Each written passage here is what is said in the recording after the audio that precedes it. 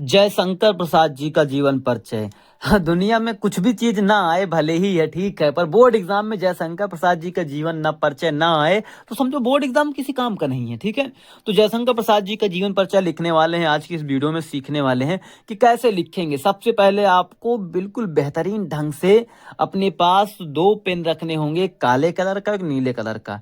काले कलर से पेन में आप तभी उन चीजों को लिखेंगे जो बहुत जरूरी है, जो चाहते हो कि आपका जो चेक करने वाला एग्जामिनर है ना वो देखे। जैसे कि उनका जन्म स्थान, जन्म कौन से दिन हुआ था या किस तारीख के हुआ था, किस सन को हुआ था, या आप दिखाना चाहते हैं उनके माता कौन थे, पिता कौन थे, मृत्यु कब हुई, स्थान कहाँ था, जन्म स्थान कहाँ था, तो ये दिखाना चाहते हैं तो उनको आप काले पेन से जरूर लिखेंगे। लेकिन ध्यान रखें कि अब ट्रेंड चल चुका है, ट्रेंड इस बात का चल चुका है कि एग्जामिनर जानता है कि ये सब तो सब कोई लिख देगा, ये सब तो सब कोई लिख देगा, लेकिन मेन चीज जो आप संक्षिप्त परिचय लिखते हैं यहीं से वो देखकर समझ जाता है कि आपने कुछ पढ़ा था। जयशंकर प्रसाद जी जन्म, इनका जन्म कब हुआ था? 1889 ईस्वी में हुआ था। जन्म स्थान कहाँ था? काशी। काशी जो कि इस समय बनारस जो उस समय जाना जाता रहा होगा, काशी जाना जाता रहा होगा, अब इस समय वाराणसी कहा जाता है। ठीक है। सी पिता का क्या थे? बाबू देवी प्रसाद जी इनके पिता थे, तो देवी प्रसाद भी लिख सकते हैं। माता कौन थे? माता मुन्नी देवी थी। और मृत्यु इनकी कब हुई थी? 14 नवंबर सन 1937 में हुई थी। जीवन परिचय क्या है? जयशंकर प्रसाद जी का जन्म, देखिए यही एक आप बार आप लिख लेंगे, इसी को आप बनाकर यहाँ लिख सकते हैं। जयशंकर प्रसाद जी का जन्म 1889 ईस्वी, यही बात लिखिए, में काशी में हुआ था। उनके पिता का नाम देवी प्रसाद था। इनके पिता बाबू देवी प्रसाद, मतलब इनका पूरा नाम बाबू देवी प्रसाद था। इनके पिता बाबू देवी प्रसाद जी काशी के प्रतिष्ठित धनाढ़ व्यक्ति थे, तो मतलब धनवान व्यक्ति थे। तो बहुत ही प्रतिष्ठित और धनवान व्यक्ति यहाँ पे होना चाहिए। लेकिन आपको ध्यान रखना, बोर्ड एग्जाम में कभी भी ऐसे काट नहीं देना, क्योंकि एग्जामिनर उतना ध्यान देकर नहीं चेक करते हैं कि आपको यहाँ भी ध्यान देंगे। अगर ये लिखा हो तो काटिएगा मत, ओवर राइट मत करिएगा, तो यहाँ पे लिख देना धनवान व्यक्ति थे। ठीक है। इनकी प्रारंभिक शिक्षा घर से हुई, मतलब इनकी प्रारंभिक शिक्षा इसलिए हुई क्योंकि इनकी माता जो थे और पिता थे, शायद इनकी 13 और 14 वर्ष की अवस्था में माता और पिता दोनों का देहांत हो गया था, एक एक वर्ष की मतलब अंतराल में।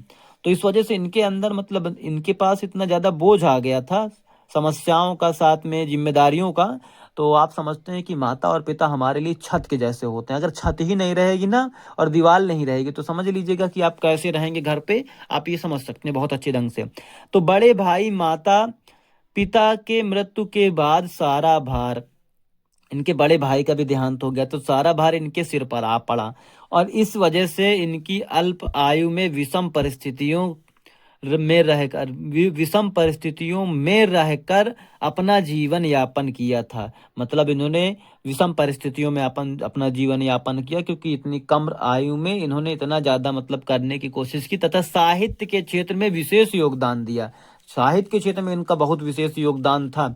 और क्रमशः प्रसाद जी का शारीरिक चिंताओं से जर्जर हो गया, मतलब प्रसाद जी का जो शरीर था वो सांसारिक चिंताओं से, बहुत सारी चिंताओं से जर्जर हो गया था, और अंततः क्षय रोग से ग्रस्त हो गए। और अंततः इनको कौन सा डिकेइंग एक डिजीज होती है वो हो गई इनको। और 14 नवंबर सन 1937 को, मतलब लगभग 48 वर्ष की अल्प आयु में, मतलब कम आयु में, कम अवस्था में इनका निधन हो गया।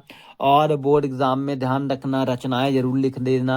रचनाएं में तितली है, कामायनी है, दीप शिखा है, आंसू है, स्कंदगुप्त है, चंद्रगुप्त है, और बहुत सारी इनकी रचनाएं हैं। तो वो बिल्कुल आप ध्यान रखिएगा, ठीक है, कि ये आपको रचनाएं जरूर लिख देनी है। तो ये कुछ इस तरीके से आपका ये हो जाएगा, और बोर्ड एग्जाम में ये 5 अंक से कम का नहीं आता है।